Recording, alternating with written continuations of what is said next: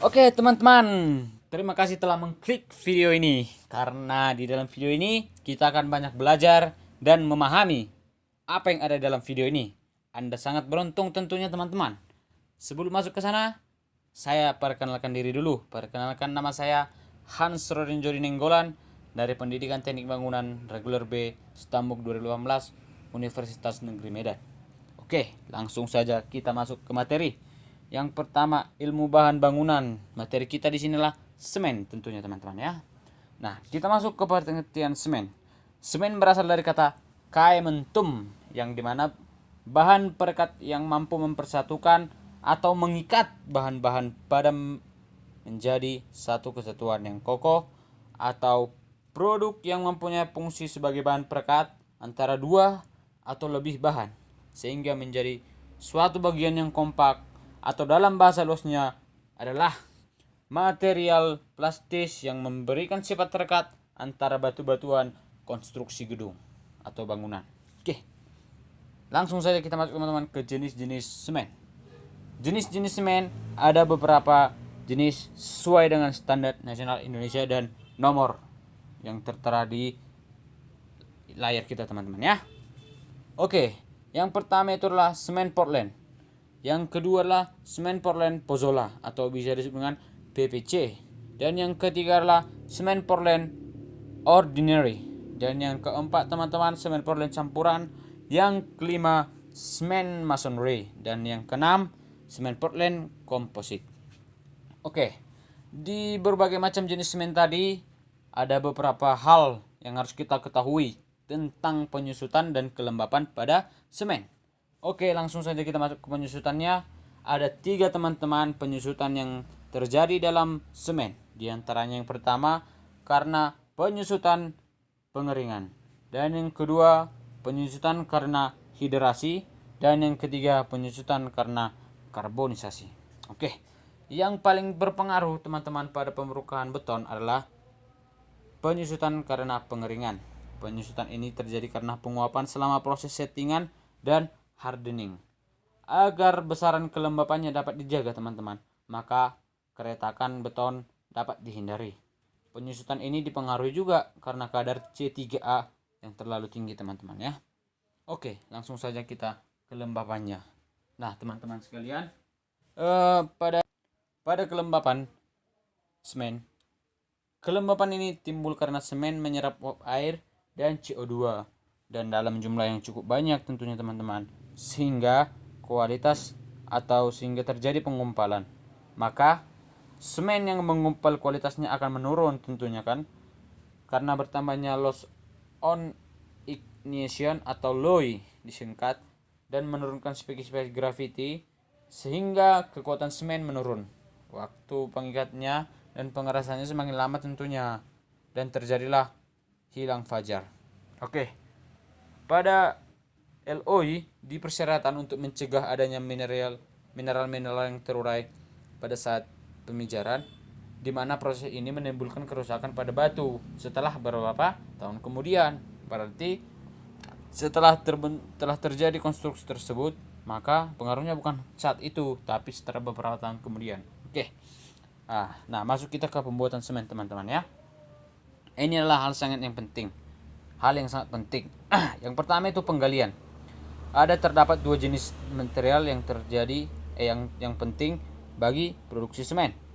Yang pertama itu material yang kaya akan kapur atau material yang mengandung kapur seperti batu gamping, kapur, dan yang lain-lain. Yang kedua itu adalah material yang kaya akan silika atau material yang mengandung tanah liat seperti tanah liat yang kita ketahui. Oke. Dan yang ketiga adalah penghancur. Yang dimana penghancur ini bertanggung jawab terhadap pengecilan ukuran primer bagi material yang digali tentunya. Oke, langsung kita ke pencampuran awal teman-teman. Pencampuran awal, material yang dihancurkan melewati alat-alat analisis online untuk menentukan komposisi tumpukan bahan. Dan yang selanjutnya, penghalusan dan pencampuran bahan baku sebuah belt atau konveyor mengangkut tumpukan yang sudah dicampur pada tahap awal di penampungan, di mana perbandingan berat atau umpan disesuaikan dengan jenis cleaner yang diproduksi. Material kemudian digiling sampai kehalusan yang kita inginkan, teman-teman tentunya. Lanjut yang berikutnya, pembakaran dan pendinginan cleaner. Pada campuran bahan baku yang sudah tercampur rata, diumpankan ke preheater yang merupakan alat penukar panas yang terdiri dari serangkaian silikon yang dimana terjadi perpindahan panas antara umpan campuran bahan baku dengan gas panas dan clean yang berlawanan arah. Oke.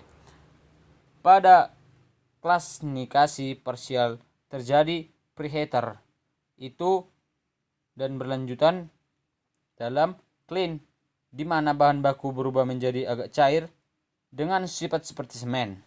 Nah, pada clean yang bersuhu sekitar 1350 sampai 1400 derajat Celcius, bahan berubah menjadi bongkahan padat berukuran kecil yang dikenakan dengan sebutan clinker atau bisa kayak debu-debu pada semen itu kawan ya.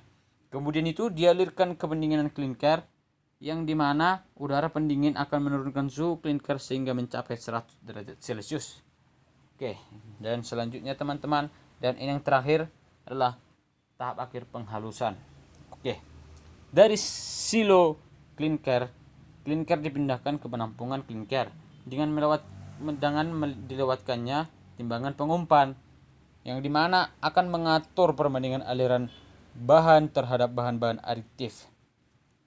Pada tahapan ini teman-teman ditambahkanlah gipsum di clinker dan diumpan ke mesin penggiling akhir, dan campuran clinker dan gipsum untuk semen jenis 1 dan campuran clinker, gipsum dan proposolal untuk semen jenis B dihancurkan dalam sistem tutup dan penggilingan akhir untuk mendapatkan kehalusan yang kita kehendaki teman tentunya.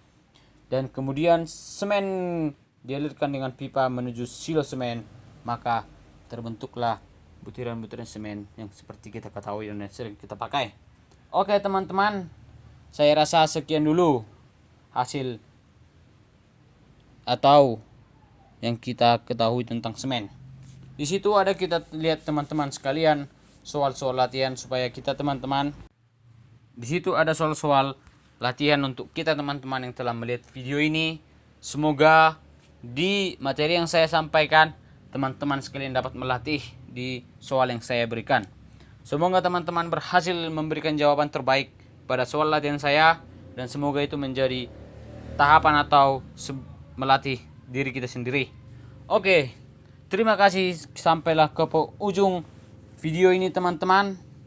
Saya mengucapkan terima kasih kepada teman-teman sekalian karena telah menyempatkan dirinya untuk menonton video saya ini, untuk memenuhi untuk memberikan pembelajaran kepada kita semua.